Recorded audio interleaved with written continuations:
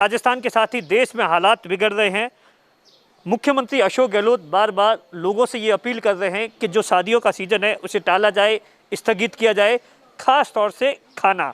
और मुख्यमंत्री जी की अपील के बाद लोग जिनके घर में शादियां थी उन्होंने अब इस तरीके का डिसीजन लिया है कि जो शादियों में जो खाना था 500,000 लोगों का वो कैंसिल कर दिया गया है।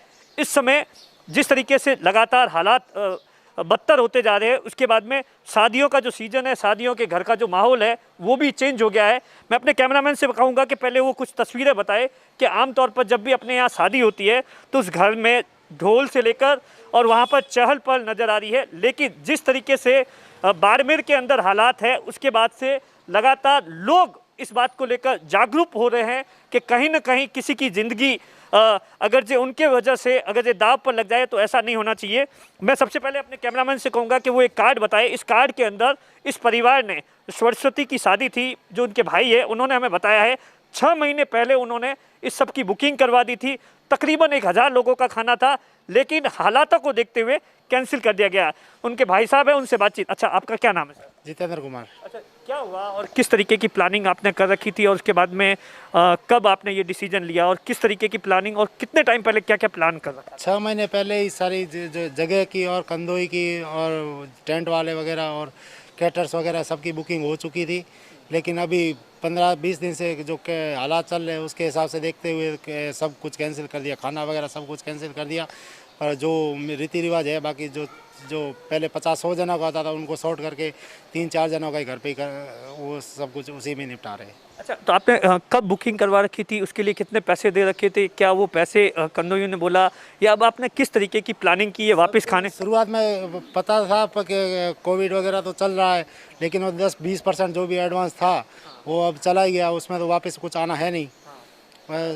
पर वो गया तो गया, उसके चक्कर में वो कोविड के चक्कर में वो कम से कम। कब आपने सोचा और ये डिसीजन लिया, किस तरीके से सोचा कि हाँ मुख्यमंत्री जी भी अपील कर रहे हैं, प्रधानमंत्री जी भी अपील? 8-10 दिन पहले ही जो मेन था डिसीजन लेना था कि पहले 50 जनों का था, परमिशन ली हुई थी, लेकिन वो ज़्यादा महामारी को देखते हुए वो भी कैंसिल कर दिया गया। 50 जनों में कहीं ना कहीं लगता है कोई चूक जाएगा, इसीलिए आपने ये डिसीजन ले लिया कि अब जो एक रीति रिवाज है बस उसी के लिए कि एक को नाराज़ करो दूसरे को नाराज़, उससे अच्छा कि किसी को ही ना बोलो।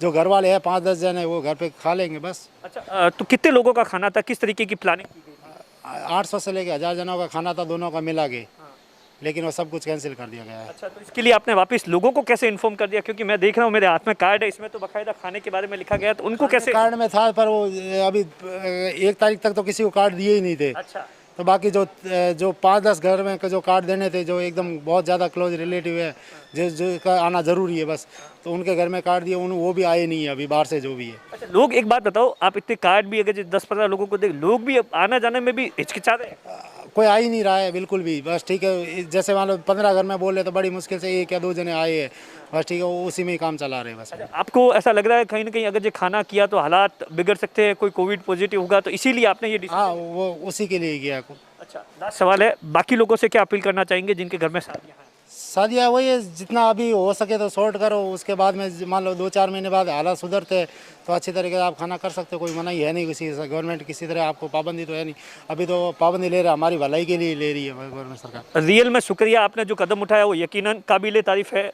अच्छा सर, जिस तरीके से शादियों का सीज़न है और जिस तरीके से आप लगातार को वैक्सीन्स लगा रहे हैं, वार्ड के अंदर जो सर्वे चल रहा है, किस तरीके के हालात है और अगर जो ये शादियाँ इस सीज़न में हो गई तो कितने हालात ख़राब हो जाएंगे?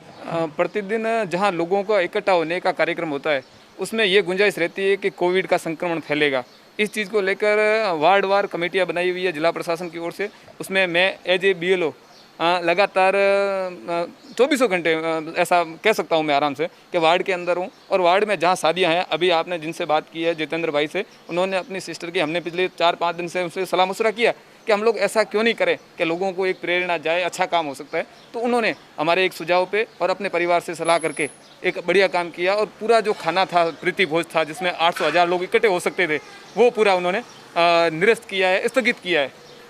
ऐसा अच्छा कदम उठाया है इन्होंने। तो बाकी लोगों से भी आपकी बातचीत चल रही है जो आपके इलाके में हैं, उनसे भी आप कंसल्ट कर रहे हैं? मैं कल शाम से लेके ऐसा एक अभियान में हूँ कि जो मेरे वार्ड से बाहर भी है और मेरे संपर्क में है या मेरे रिश्तेदार हैं, मुझे जानते हैं, मैं उनके बाकायदा उनके घर जाता हूँ और उनको समझाता हूँ कि भाई इस प्रकार का हम करेंगे तो प्रशासन का सहयोग और हम लोगों की भी ज़िंदगी बच सकती है। आज आप लोग जैसे टीवी पे बता रहे हैं कि हॉस्पिटल्स में बेड नहीं है, ऑक्सीजन की परेशानी आ रही है, तो ये सारी समस्याएं हम लोग पैदा कर रहे हैं। तो ऐसा लोग उस सुझाव को अच्छा मान रहे हैं और अपने खाने स्थगित कर रहे हैं। मैं अब तक 7 से 8 परिवारों से संपर्क किया है, उन लोगों ने बाकायदा चिट्ठी लिख के जिला प्रशासन को दी है कि हम लोग हमारा पूरा खाना स्थगित कर रहे हैं।